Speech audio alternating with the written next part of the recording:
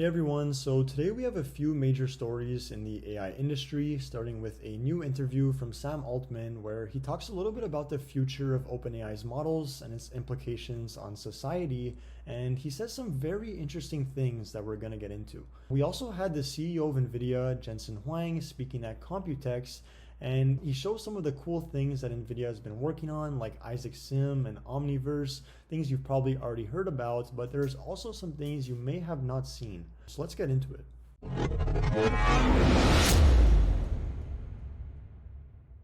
Okay, so I've handpicked some of the most important parts of the interview to show you, and then we'll be discussing them a little bit. So to start off, here's a clip of Sam Altman talking about the next model. As you train this next iteration, let's stick with the next iteration of the model. As you train it, what level of improvement do you think we're likely to see? Are we likely to see kind of a linear improvement, or are we likely to see asymptotic improvement, or are we likely to see any kind of exponential, very surprising improvement? Great question. We don't expect that we're near an asymptote, but this is like a debate in the world, and I think the best thing for us to do is just show, not tell. There's a lot of people making a lot of predictions, and I think what we'll try to do is just do the best research we can, and then figure out how to responsibly release whatever we're able to create. I expect that it'll be hugely better in some areas and surprisingly not as much better in others, which has been the case with every previous model. But this feels like the conversation we've had every other model release. When we were going from 3 to 3.5 and 3.5 to 4, there's a lot of debate about, well, is it really going to be that much better? If so, in what ways? And the answer is there still seems to be a lot of headroom. And I expect that we will make progress on some things that people didn't expect to be possible on the whole. So this is nothing new. We've all heard Sam Altman talking about how much better the next model will be and how dumb GPT-4 is now, but what I found really interesting is when he said the model will be much better in some areas and surprisingly not much better in other areas, as well as things that we may not have thought of as possible being possible. This really stuck out to me because it's important to remember that it's very difficult to predict the advancements in capabilities of these models, even for the people working directly on them. For example, when we look at things like this, where they're showing that these models are going to get significantly better and more intelligent, it's still hard to quantitatively show that. Like, of course, there's benchmarks and certain tests that can be performed, but at the end of the day, a lot of times the capabilities of these models are emergent. So no one really knows the full range of capabilities the next few models will have. So I guess we'll just have to wait and see. You can see ways in which, lots of ways, doesn't take much imagination, that AI does more to help the poorest people than the richest people. And we really believe that. We're enthusiastic about it. It is a huge part of why we want to build these tools. And I think it's a huge part of like the history of technology and the arc of what's been happening. So that will happen for sure. I think technology does a great deal to lift the world to more abundance, to greater heights, to better prosperity, whatever you want to call it. And I'm optimistic for that. I don't think that'll require any special intervention. I still expect, although I don't know what, and this is over a long period of time. This is not like next year or, the year after that kind of thing. But over a long period of time, I still expect that there will be some change required to the social contract, given how powerful we expect this technology to be.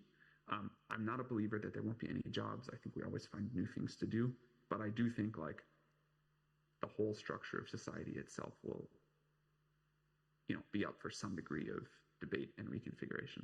So this may be a bit of a controversial statement from Sam Altman, where he's basically saying that AI will benefit poor people more than rich people, and that we'll just find new ways of working and we'll still have jobs.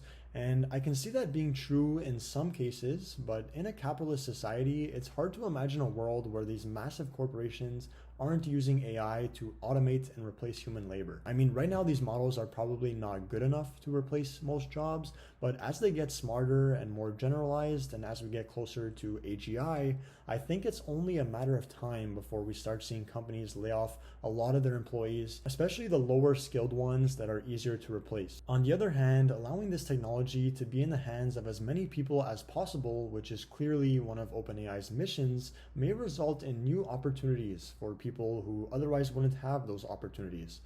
Just like a cell phone would have. So I'm curious to hear what you guys think about this. Do you agree with Sam Altman that AI will be more of a benefit for a poor person than a rich person, or do you disagree? Let me know in the comments. So here's another clip from the interview where Sam Altman speculates about what the future of the internet will look like. And before I show you that, I wanted to talk a little bit about the dead internet theory.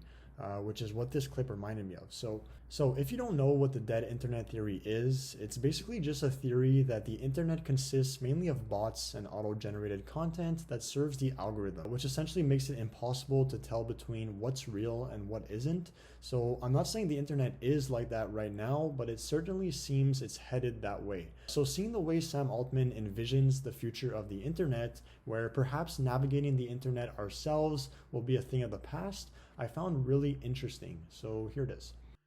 The web becomes almost incomprehensible, where there's so much content being put up because it's so easy to create web pages, it's so easy to create stories, it's so easy to do everything, that the web almost becomes impossible to navigate and get through. Do you worry about this? And if you think it's a real possibility, what can be done to make it less likely?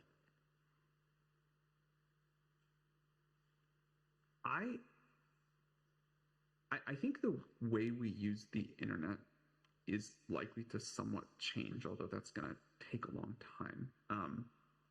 But I don't worry about it becoming incomprehensible. I think you already see a little bit with like the way someone uses ChatGPT, where you can sometimes get information more effectively than going around to search for something and click around. And this idea that the internet can sort of be brought to you, I think is a cool thing about where AI is going. And so I think there could be changes to how we all use the internet like that, but I don't worry about it becoming like incomprehensible, covered with like spam generated articles or anything. Before we switch gears, I wanted to quickly touch on some of the OpenAI drama from last week. As I'm sure you guys have seen with Helen Toner's new interview and Scarlett Johansson's tweets, I'm not going to play the clip from the interview, but it was brought up and Sam Altman basically denied everything, saying he doesn't agree with Helen Toner's recollection of events, and also that the voice they used for their model is not Scarlett Johansson's voice, as you might expect. But the reason I wanted to bring this up is because as these systems become more and more capable and intelligent, I feel like we're going to start seeing a lot more debating going on in the mainstream about AI. When things like this happen to celebrities, people take notice. And ultimately, this leads to people taking sides, and it seems to me that AI is already becoming politicized in a way, which is probably not good for this technology. Anyways, moving on to Nvidia's CEO, Jensen Huang, he spoke recently at COMPUTEX, where he showed some of the advancements and breakthroughs they've been making in robotics. So here's a quick clip of what I'm talking about. The era of robotics has arrived. One day, everything that moves will be autonomous. Researchers and companies around the world are developing robots powered by physical AI. Physical AIs are models that can understand instructions and autonomously perform complex tasks in the real world. Multimodal LLMs are breakthroughs that enable robots to learn, perceive, and understand the world around them and plan how they'll act.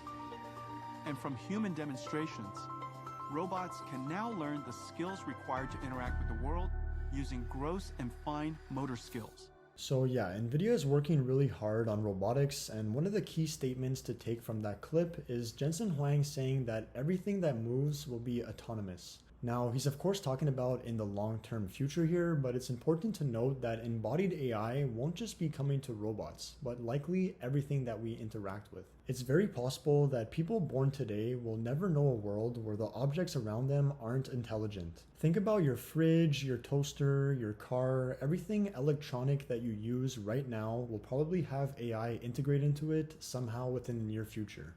Not only will the objects we interact with have AI integrated into them, but also the people we interact with. Here's a clip of Nvidia's digital humans. But let me show you where we are. Great to be in Taiwan. Before I head out to the night market, let's dive into some exciting frontiers of digital humans. Imagine a future where computers interact with us just like humans can. Hi, my name is Sophie, and I am a digital human brand ambassador for Unique. This is the incredible reality of digital humans. Digital humans will revolutionize industries, from customer service to advertising and gaming. The possibilities for digital humans are endless. Using the scans you took of your current kitchen with your phone, They will be AI interior designers, helping generate beautiful, photorealistic suggestions and sourcing the materials and furniture. we have generated several design options for you to choose from.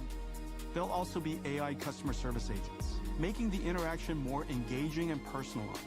Or digital healthcare workers who will check on patients, providing timely, personalized care. So I don't know how to feel about this. I mean, to me, speaking with an AI system still feels weird and kind of unnatural, but obviously these models are constantly improving, and if you take a look at GPT-4o's new voice, which hasn't been released yet, but it seems to be a big improvement from what's available right now. So maybe pairing a system like that with Nvidia's digital humans will result in a pretty lifelike artificial human that feels more natural to converse with.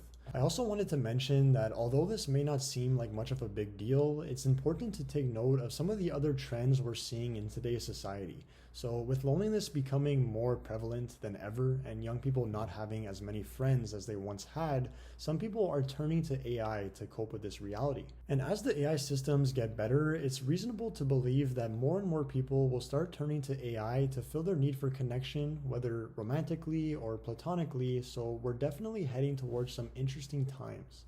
Thanks for watching, and make sure to subscribe to stay up to date on the latest AI news.